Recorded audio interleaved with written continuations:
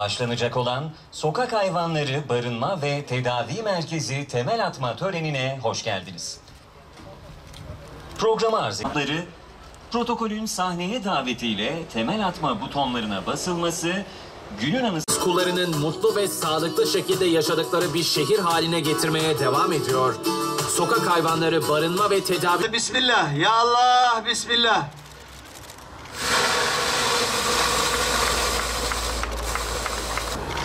Hayırlı uğurlu olsun. Rabbim inşallah hep beraber açmayı da nasip etsin.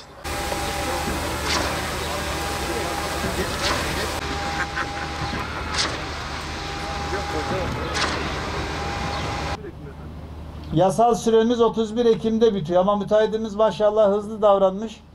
İsim neydi? Murat. Murat Bey, ne zaman bitiriyoruz? Ağustos ortalarında ne düşün? Açalım mı 30 Ağustos'da? 30 Ağustos'da inşallah burayı açalım. Buradan ilan edelim inşallah. 30 Ağustos'da mutlaka açıyoruz. Dilsiz dostlarımız için önemli bir gün. Diyarbakır Büyükşehir Belediyesi olarak Sokak Hayvanları Bakım ve Rehabilitasyon Merkezimizin temelini atmak üzere bir aradayız. İnşaatımız epeyce ilerledi ama maksat burada yapılan güzel yatırımı Diyarbakır kamuoyuna duyurmak olunca bugün bu güzel bahar günü sizlerle beraber bir temel atma töreni yapmak istedik. Değerli arkadaşlar, şehirler tarihiyle, kültürüyle, insanıyla, hayvanıyla, doğasıyla bir bütündür. Şehirlerde insanlar gibi yaşayan organizmalardır. Bu unsurlardan bir tanesini ihmal etmek aslında şehirdeki insicamı, şehirdeki düzenin bozulmasını da sağlar. Yani şehirde insanı önceleyip hayvanı ihmal edemezsiniz. Hayvanı önceleyip doğayı, bitkiyi ihmal edemezsiniz. Şehirde var olan bütün unsurları hep beraber gözetmeniz ve kollamanız gerekir. İşte bu düşünceden hareketle Diyarbakır Büyükşehir Belediyesi olarak her can bize emanettir düsturuyla bu alanda daha önce biliyorsunuz bir hayvan bakım rehabilitasyon merkezimiz vardı.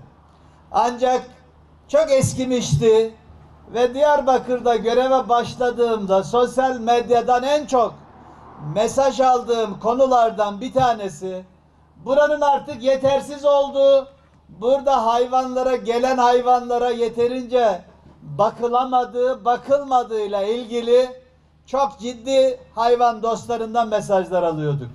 Arkadaşlarımızla, çalışma arkadaşlarımızla meseleyi masaya yatırdık. Önce acaba mevcut yapıyı rehabilite edebilir miyiz, onarabilir miyiz meselesini konuştuk. Ama maalesef baktık ki yeni yapıya, eski yapıya yapacağımız onarımla, restorasyon masrafıyla burada yeni bir rehabilitasyon merkezi, bakım merkezi yapabiliriz. Tarım ve Orman Bakanlığımız, Milli Parklar Genel Müdürlüğü'nden de bir miktar kaynak bağış olarak aldık. Allah razı olsun. Yeni bir yaşam alanı inşa etmeye karar verdik. Burası 17 bin metrekare, 17 dönümlük bir alan. Merkezi bir alan. Hemen Diyarbakır Elazığ yolunun üzerinde güzel bir alan.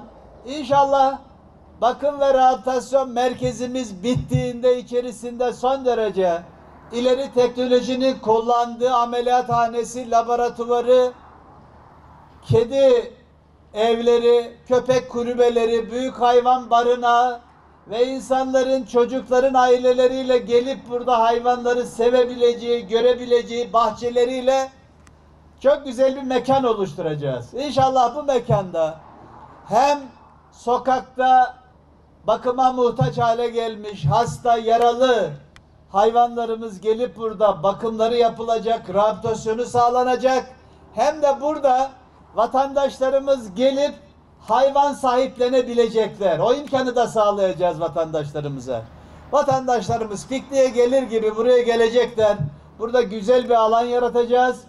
Burada istedikleri hayvanı kuralları içerisinde buradaki yetkili arkadaşlarla beraber sahiplenmede, gerçekleştirebilecekler ve onların takipleri de yapılabilecek.